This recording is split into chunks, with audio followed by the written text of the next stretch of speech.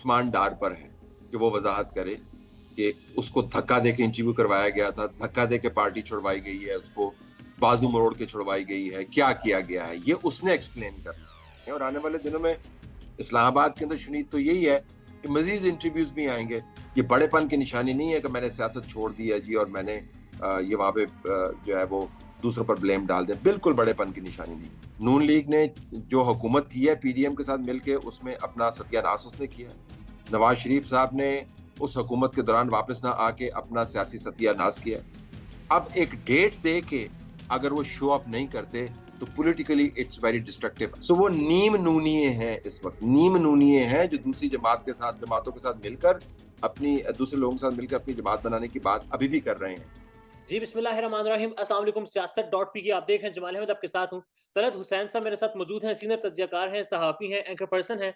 Sir, सबसे पहला सवाल, आजकल इंटरव्यूज़ का सिलसिला जारी है।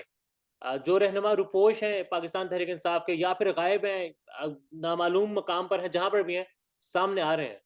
कोई है इंटरव्यू वगैरह आपका भी? मैं तो नामालूम नहीं हूं, मैं किसको क्यों इंटरव्यू दूंगा? लेने का इरादा है किसी का इंटरव्यू? किसी ने अप्रोच किया? नहीं, मुझे कभी कोई अप्रोच नहीं करता। रूमर्स फैलती रहती हैं लेकिन मुझे तो कभी किसी ने अप्रोच नहीं किया इंटरव्यू के लिए। लेकिन मैं आपको ये बात बता दूं कि जो एक असूल है सहाफत का, जिसके तहत अमूमन सहाफत की जानी चाहिए, होती नहीं है लेकिन की हुँ, जानी चाहिए, वो ये है कि आप हमेशा उस खबर के बारे में थोड़े से शक में मुब्तला होते हैं जो आपका पीछा कर रही हो। Yes, Beware of the news that is chasing you. Right, Because why is the news chasing you? So if an interview is chasing me, तो फिर मुझे थोड़ी सी परेशानी होनी चाहिए कि भाई मेरा मतलब है कि ये इंटरव्यू जो है मेरे पास क्यों आ रहा है, तो मैं पहले फिल्टर करूंगा। मेरे पास आ रहा होगा तो पहले मैं देखूंगा भाई ये मेरे पास इंटरव्यू खुद चल के क्यों आ रहा है। हाँ, अगर मैं खुद काबिश कर रहा हूँ, मुझे किसी बंदे की तलाश है, मैं उसके पास जा रहा हूँ, if I am chasing an interview and I get that interview, I will do that हुँ। Interview. But if the interview is chasing me, फिर मैं जरा 2-3 फ़िल्टर्स में से गुज़ार के इंटरव्यू करूँगा, ऐसे नहीं करूँगा। लेकिन या मुझे किसी ने अप्रोच नहीं या किया। कोई आपको चेज़ कर रहा हो, अगर आप ये इंटरव्यू करें, फिर भी आपको उसको फ़िल्टर से गुज़ारना पड़ेगा। फिलहाल तो ऐसी सूरत-ए-हाल नहीं बनी। उसमें एक सिंपल आपके पास टूल मौजूद होता है, वो आप कहते हैं जी सॉरी, नो। मेरे ख़्याल में सहाफ़ियों के पास जो टूल है ना कहने का, उसको हम इस्तेमाल नहीं करते हैं। हुँ, तो हम हाँ कहने के बड़े शायक होते हैं, तो फिर वो हमें शौकीन होते हैं, तो फिर हमें मसले पड़ जाते हैं। तो अगर मुझे कोई कहेगा आपने लाज़मी इंटरव्यू करना है, मैं कभी नहीं करूँगा। सिर्फ़ इस वज़ह से नहीं उसको इनकार कर दूँगा बाय द वे कि कोई कह रहा है। हुँ। उसमें भी मैं मेरिट देखूँगा जी, अगर उसने सजेस्ट किया है तो मेरा इसमें से जर्नलिस्टिकली कोई बात बनती है, नहीं बनती। लेकिन कहने पे इंटरव्यू नहीं करूँगा। हुँ। सर, 2 इंटरव्यू सामने आए, सदाकत अली अब्बासी साहब का और उस्मान डार साहब का। तमाम सहाफ़ियों ने ये कहा, आपने कहा, मालिक साहब ने कहा, दीगर सहाफ़ियों ने कहा कि नहीं होने चाहिए था, इंटरव्यूज़ नहीं करने चाहिए थे, मगर हुए और नशर भी हुए हैं। देखिए, मुझे नहीं पता कि इंटरव्यू ना करने की क्या वजह है। मैंने आपको बता दिया जो मेरा एक असूल है, ठीक है? उसके तहत तो अगर इंटरव्यू आपके पास आ रहा है तो आपको ये देखना चाहिए। मैंने ये नहीं कहा कि आप उसको इनकार कर रहे हैं। मैंने कहा आपको फ़िल्टर लगा के देखना चाहिए कि आपको इंटरव्यू करना चाहिए या नहीं। मैं किसी के एडिटोरियल जजमेंट को सेकंड गेस नहीं करना चाहता। अ, हो सकता है इंटरव्यूज़ के अंदर जान हो, मेरे ख़्याल में मालूमात उसके अंदर काफ़ी थीं, ज़ाती तौर पर मालूमात उसमें मौजूद थी। मैंने खुद उन इंटरव्यूज़ को 2-3 मर्तबा देखा और मुझे कुछ थोड़ी-सी जानकारी हुई हालात के बारे में। तो आप ये नहीं कह सकते कि इंटरव्यू नहीं करना चाहिए था। भई क्यों नहीं करना चाहिए था? अगर आपने फ़िल्टर लगा लिए, एडिटोरियल जजमेंट आपने एक्सरसाइज़ कर ली है, तो फिर आपको इंटरव्यू करने चाहिए थे। क्या इंटरव्यूज़ आपको दिए गए, आपसे करवाए गए, कोई फौजी कर्नल, ब्रिगेडियर, मेजर पीछे मौजूद था? I do not know. In the absence of this information, या तो मुझे कह दीजिए कि ए बंदा खड़ा हैगा, हुँ। इसके पीछे इन्हें धक्का लगाया हैगा, इसने इंटरव्यू करवाया, तो फिर तो मैं कहूँ यार नहीं करना चाहिए था। लेकिन किसी ने इंटरव्यू कर लिया और उसने अपनी जजमेंट एक्सरसाइज की और ये कहना कि इंटरव्यू नहीं करना चाहिए था, मैं इससे इत्तेफाक नहीं करता। फिल्टर अपने लगाने चाहिए। नहीं, बट एक शख्स मालूम ही नहीं है कहाँ पर है। अदालतों में कहा जाता है, हुकूमत की जानिब से, इदारों की जानिब से, हम तलाश कर रहे हैं, नहीं ढूँढ पा रहे वो कहाँ पर है। और फिर ऐसे में इंटरव्यूज़ के लिए कर देना और उसके बाद फिर वो शख्स घर भी पहुँच जाता है। केसेज़ भी बिल्कुल साइड पर हो जाते हैं। जो बर्डन है ये साबित करने का कि उस शख्स के बारे में जो बातें कही जा रही थी वो गलत है या सही है, वो उस शख्स पर है। ओके।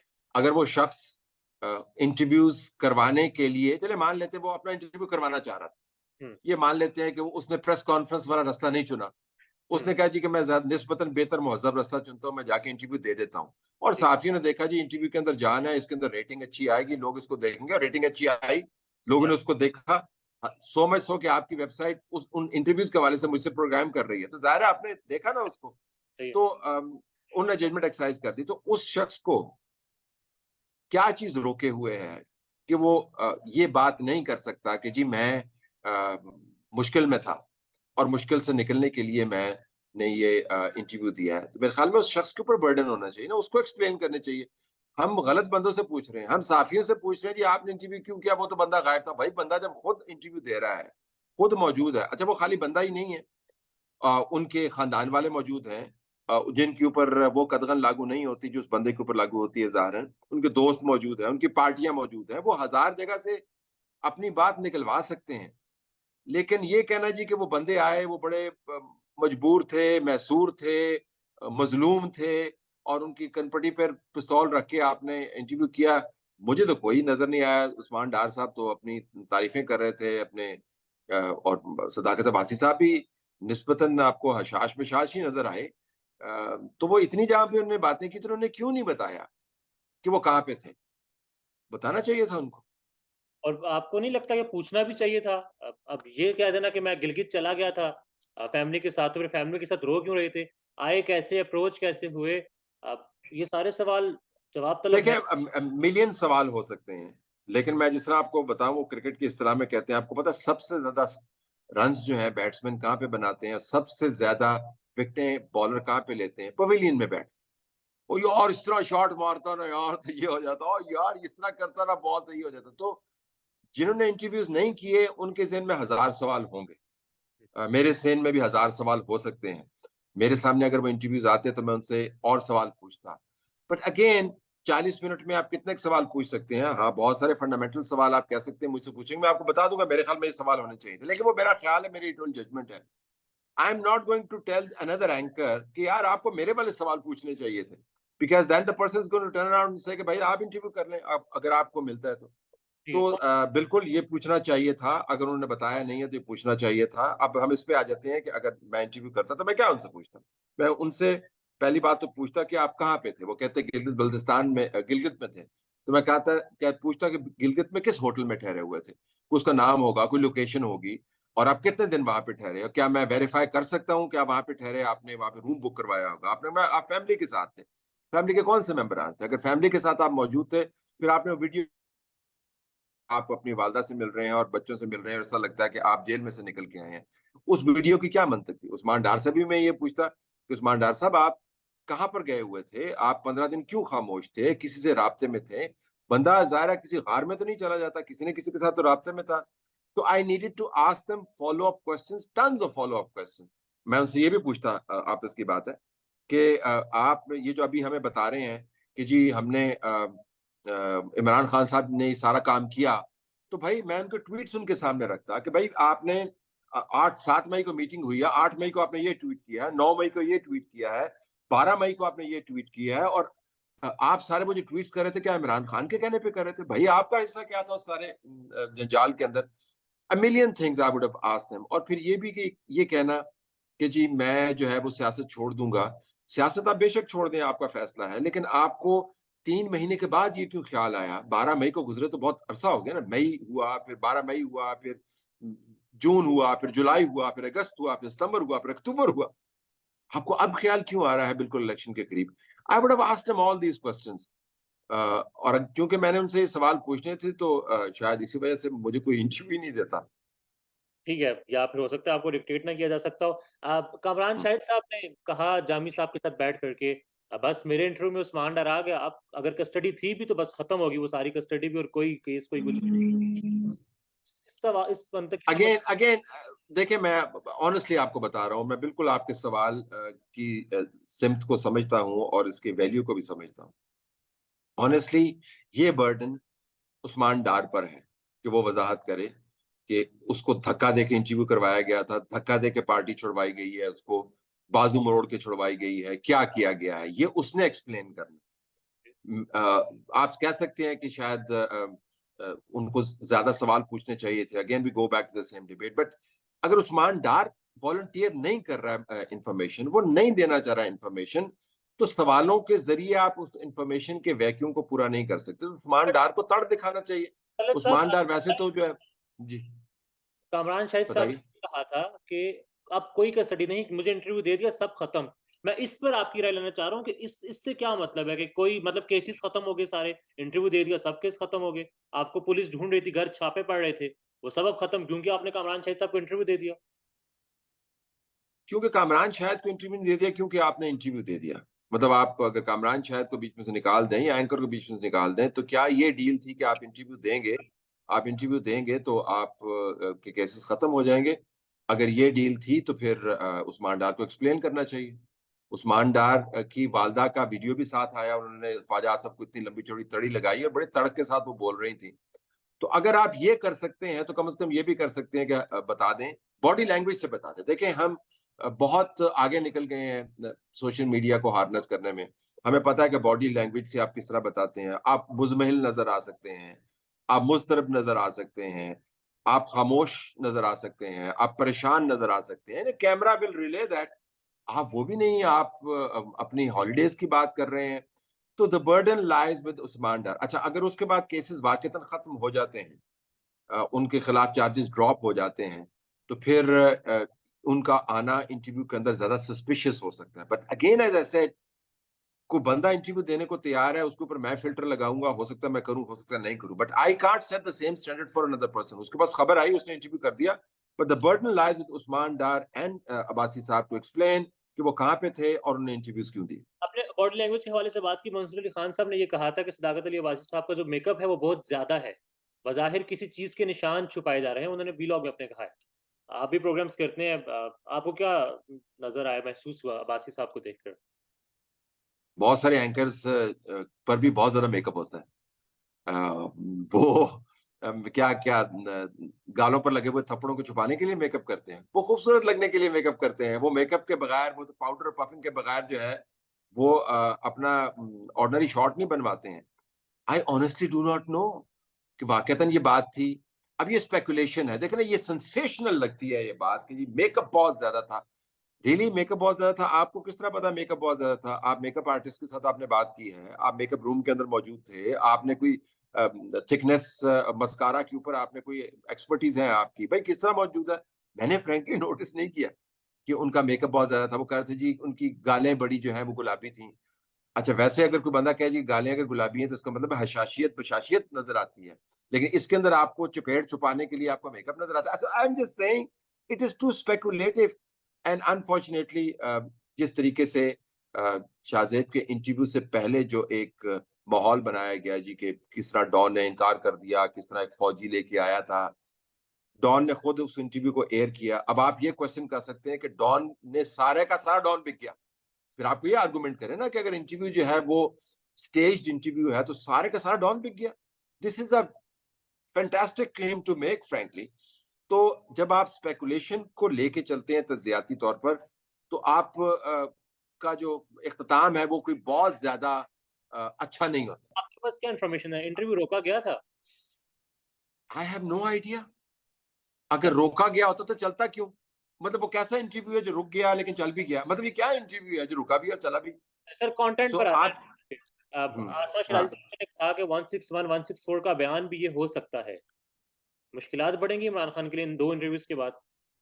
देखें, ये जो स्टेटमेंट्स हैं, ये अगर आप, मैं कोई कानूनी माहिर नहीं हूँ, लेकिन जितनी मुझे शुद्ध है इन मामलात की, अगर ये आजम खान की तरह का बयान कन्वर्ट हो जाता है, जो टीवी के ऊपर आप बयान देते हैं वो कानूनी बयान से मुख्तलिफ है।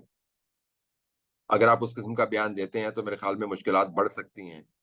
फिर मजीद वजाहत इन्वेस्टिगेशन के अंदर, ये बड़े सब्सटैंटिव किस्म की उन्होंने बातें की हैं। अब उनका कानूनी वजन क्या है, वो एम्पिरिकली हकायक की बुनियाद पर आप उसको स्टैब्लिश कर सकते हैं, नहीं, this is for the investigators to do.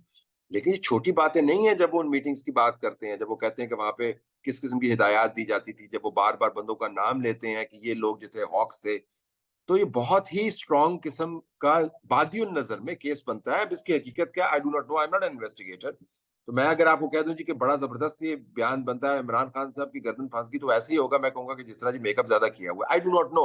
लेकिन जो उन्होंने बातें की हैं फ्रेंकली, मेरी नॉलेज में कोई थोड़ा सा इजाफा हुआ होगा, ज्यादा इजाफा नहीं हुआ। इनमें से बहुत सारी चीजों के ऊपर मैं कमेंट भी करता रहा हूँ, हम इसके ऊपर नैरेटिव बनाते भी रहे हैं। उस वक्त कहते थे जी आप इमरान खान को मुर्दे इल्जाम ठहरा रहे हैं क्योंकि इमरान खान जो है ना वो एक लोगों की हकूक की जंग लड़ रहा है और आपको लोगों के हकूक पसंद नहीं है।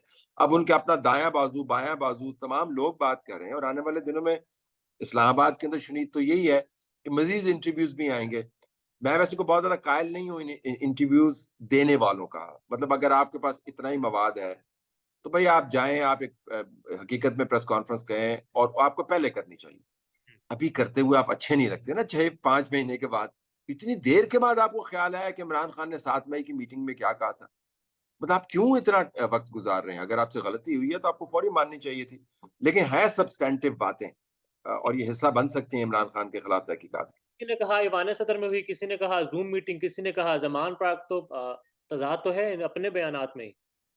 देयर इज एवरी पॉसिबिलिटी के मल्टीपल मीटिंग्स हो। सदर आरिफ अलवी जो है वो कौन से दूध के धुले हुए हैं, उनका पूरा रिकॉर्ड आपके सामने है 2014 के धरने में। और मैं तो तब से इस विपदा को कवर कर रहा हूँ। ये तब से जो वारदातें हो रही हैं मैं तब से कवर कर रहा हूँ। तब मैं अकेला बात करता तो था, अब 5-6 आवाजें और साथ आ गई हैं। अब सारी पीपल्स, अब पीटीआई जो है वही बातें करने लग गई है। तो जो अदवी साहब का किरदार रहा है, उसके पेश नजर हम इसको रूल आउट नहीं कर सकते। बट अगेन, मुझे बताओ जर्नलिस्ट को फैक्चुअली एस्टेब्लिश करना होगा before I make a claim. I can site these issues. And secondly, अगर किसी ने इन्वेस्टिगेट करना है तो अलवी साहब को सदारत के बाद, खत्म होने के बाद उनको इन्वेस्टिगेशन में लाया जा सकता है। तो देयर इज एवरी पॉसिबिलिटी कि मुख्तलिफ जगह पर मीटिंग्स हो रही हो। एक चीज नहीं हो सकती जो मंतक के बिल्कुल खिलाफ जाएगी, कि ये सब कुछ बगैर प्लानिंग के हुए। एक चीज नहीं हो सकती।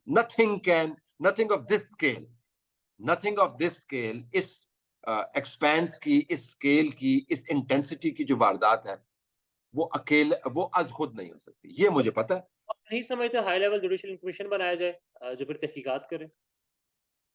देखिए, तहकीकात high high level judicial commission को भी करनी चाहिए, लेकिन इन जो जराइम है, और उनको नॉर्मल प्रोसीजर के थ्रू भी आपने करना है। हर चीज के ऊपर आप जुडिशियल कमीशन तो नहीं बना सकते ना। मैं सारे टब्बर को लेके मैं मोटरवे की वायलेशन करूं और उनके खिलाफ एफआईआर हो जाए, मैं कहूंगा जी नहीं, एफआईआर और मुकदमे जो हैं वो बाद में होंगे, पहले आप जुडिशियल कमीशन बनाए। नो, अगर आपको नजर आ रहा है कि क्लियर एंड प्रेजेंट वायलेशन आपको नजर आ रही है तो उसके ऊपर एफआईआर भी होनी चाहिए। जुडिशियल कमीशन बनाएंगे तो वो किस चीज का बनाएंगे, कि किसने किया? भाई जो लोग पकड़े गए हैं उन्होंने किया, जो ये लोग वीडियोस पे मौजूद हैं उन्होंने किया, जो मान रहे हैं कि हमने किया उन्होंने किया, जो बता रहे हैं किसने किया उनके आप एविडेंस को लेके आए। तो जुडिशियल कमीशन जो है वो वाया बठिंडा खाम खा भिजवा देते हैं मामले को। इन मुकदमात को आपको मंतकी नतीजे पर ले जाना होगा। यू हैव टू डिटरमिन कि इनकी सजाएं क्या है। जो इस्टेब्लिश हो रहा है, आपको नजर आ रहा है, उसको आप सजा दें। तो फिर जो एतराफ़ कर रहा है, बयानात दे रहा है, वो तो निकलते जा रहे हैं, केसेस से ही निकलते जा रहे हैं, तो फिर मंतक क्या है? कानूनी तौर पर अगर उनके पास एतराफ करने के बाद निकलने की गुंजाइश है तो कानून ना आपने बनाया ना कानून मैंने बनाया। अगर वादा माफ गवाह बनना चाहते हैं, सुल्तानी गवाह बनना चाहते हैं तो बन जाए। अगर कानून को उनको छूट देता है तो उनको छूट कानूनी तौर पर मिलनी चाहिए। अगर आप मुझसे पूछें कि उनको मिलनी चाहिए, बिल्कुल नहीं मिलनी चाहिए। ये तो कोई तरीका ही नहीं है कि आप इतना बड़ा हंगामा करें, आप इतना बड़ा फसाद बर्पा करें बादियों नजर में, और उसके बाद आप एक प्रेस कॉन्फ्रेंस करके और एक टीवी की इंटरव्यू के ऊपर आके आप दूध के धुले बन जाएं। कमाल बात होगी। मैं तो मानने को तैयार ही नहीं हूं। इसी वजह से तो मेरा तो मुद्दा ये है कि इन सब लोगों की अपनी कुल्ली जिम्मेदारी बनती है अपने मिस्टेक्स को ओन करने की। और ये कितनी बुरी बात है, मुझे ये भी ऐड करने दें। क्या बैठ के दूसरे लोगों का नाम ले रहे हैं जो जवाब नहीं दे सकते? आप हो सकता है इन्वॉल्व हो बीच में, आप मुराद सईद का नाम भी ले रहे हैं, आप शीरी मजारी का नाम भी ले रहे हैं, आप सवाती का नाम भी ले रहे हैं, हो सकता है इन्वॉल्व हो। आप अपने मुकामी ओपोनेंट्स का नाम ले रहे हैं, हो सकता है इन्वॉल्व हो। भाई या तो आप कहने जी कि आप उनसे पूछ लें, आप खुद वादा माफ गवाह बनते हुए नजर आ रहे हैं और दूसरे लोगों के खिलाफ आप अपनी बातों के जरिए एफआईआर दर्ज करा रहे हैं। ये एक बहुत ही इमोरल एक्ट, ये बहुत छोटेपन की निशानी है। ये बड़ेपन की निशानी नहीं है कि मैंने सियासत छोड़ दी है जी और मैंने ये वहां पे जो है वो दूसरों पर ब्लेम डाल दिया। बिल्कुल बड़ेपन की निशानी नहीं है। सर मतलब एक पार्टी तो ज़ाहिर है जो कहती है तहरीक इंसाफ वालों ने सब कुछ किया, मगर तहरीक इंसाफ वाले भी ये कहते हैं कि हमने ऐसा कुछ भी नहीं किया, आप इसकी शफ़ाफ़ इंक्वायरी करवाएँ। तो फिर इसका क्या हल होगा?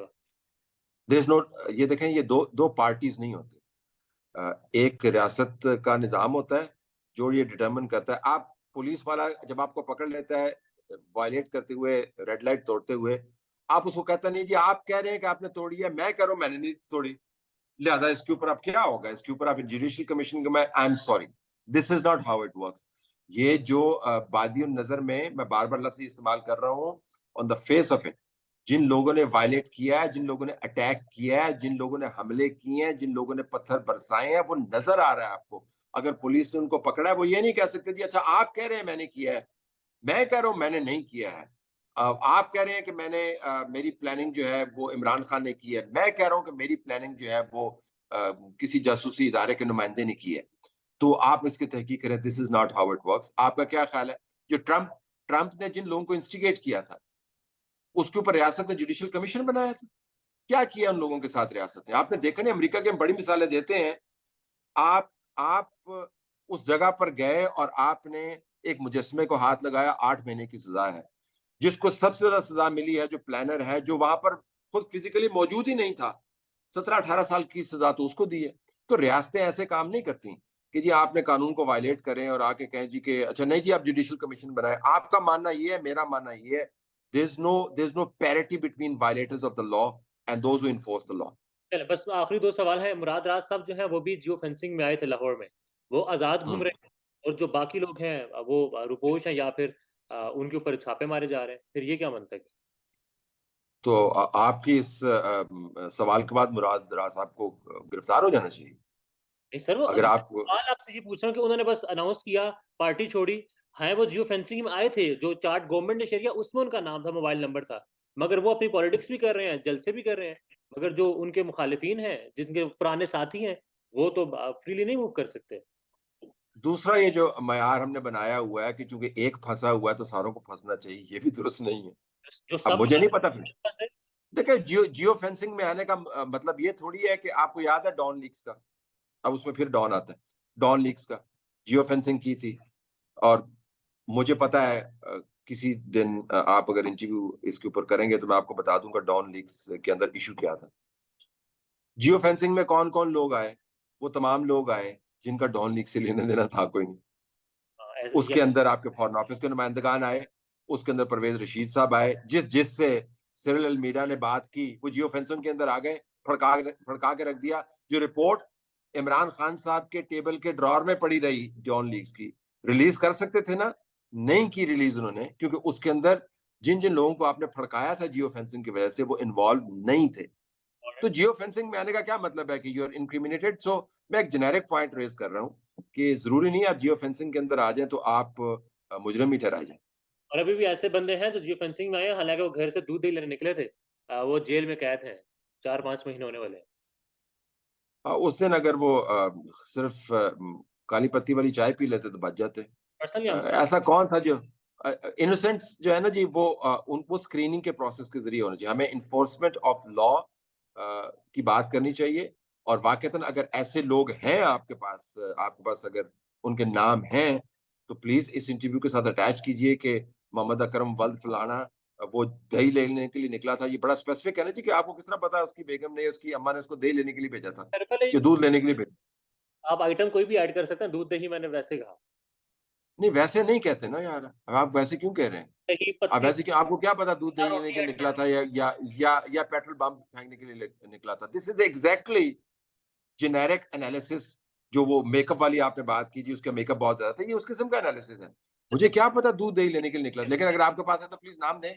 मैं शेयर करूंगा आपके साथ ही, बल्कि मैं शेयर करूंगा। नहीं सर नहीं, अपने इस इंटरव्यू के अंदर लगा देना जी कि तलत ने मुझे चैलेंज किया था, ये नाम है 10। मैं क्लिप निकालूंगा, मैं बस वो करके। अच्छा, अब हम्म, ये बताइए, नवाज शरीफ साहब पाकिस्तान आएंगे 21 अक्टूबर को या फिर नहीं?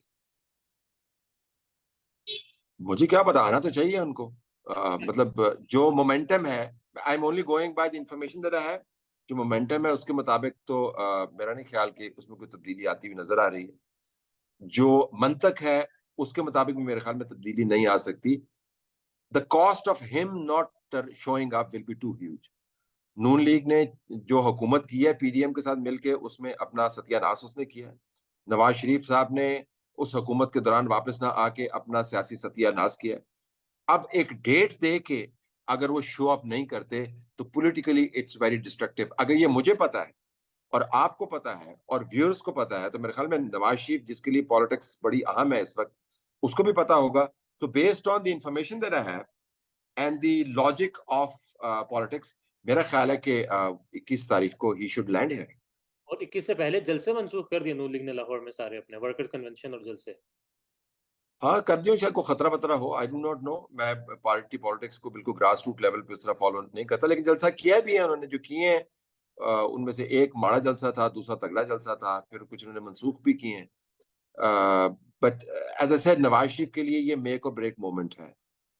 अगर वो नहीं आते हैं तो उसके लिए उनकी कॉस्ट जो है बहुत बढ़ जाएगी, बहुत बढ़ जाएगी। अब एक सीनियर एंकर पर्सन हमारे नुसरत जावेद साहब ये कहते हैं कि जिस दिन नवाज शरीफ आएगा उसको लग पता जाएगा कि हुआ क्या है, हाथ हो गया है ऑल दैट। नुसरत साहब मेरे दोस्त हैं, मेरे बड़े पुराने कोलीग हैं, ये उनकी राय है।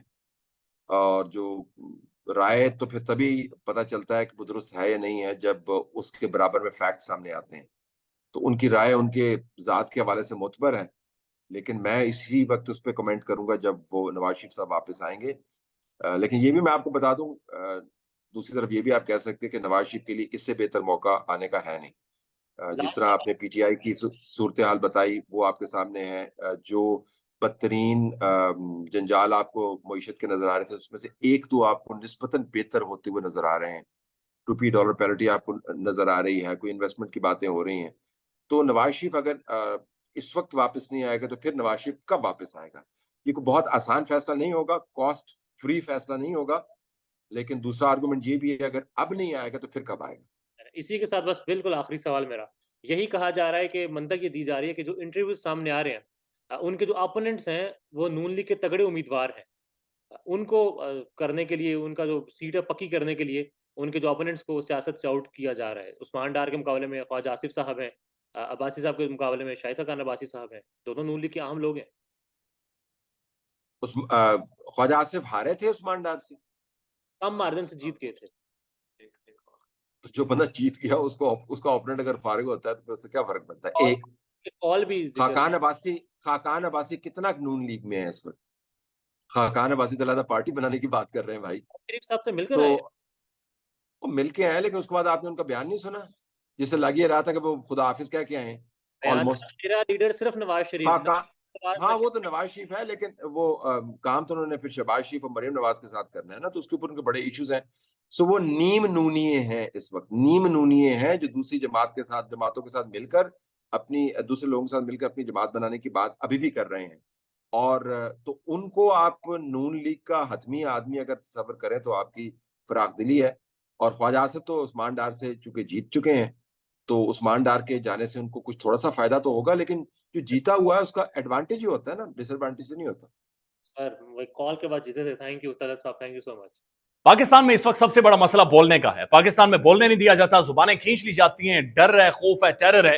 पाकिस्तान का मीडिया मुकम्मल तौर पर कंट्रोल्ड है, वेल मैनेज्ड है, एक मैसिव सेंसरशिप है। इसी तरह का दबाव पाकिस्तान में siyaset.pk भी फेस कर रहा है, जिसे पाकिस्तान भर में गुज़श्ता कई महीनों से मावरा आइन, मावरा कवानीन मुकम्मल तौर पर बंद कर दिया गया है, मुकम्मल तौर पर बैन कर दिया गया है। siyaset.pk की नशरियात को लिमिटेड करके पाकिस्तान में छोड़ दिया गया है। तमाम तर कानूनी मुआवजे के ऊपर आवाज उठाई गई, दस्तक दी गई, लेकिन हर तरफ से खामोशी है, सन्नाटा है, कहीं पर कोई सुनवाई नहीं है, कोई सुनने को तैयार नहीं है। लेकिन इसका हल क्या है? क्या खामोश हो जाएं?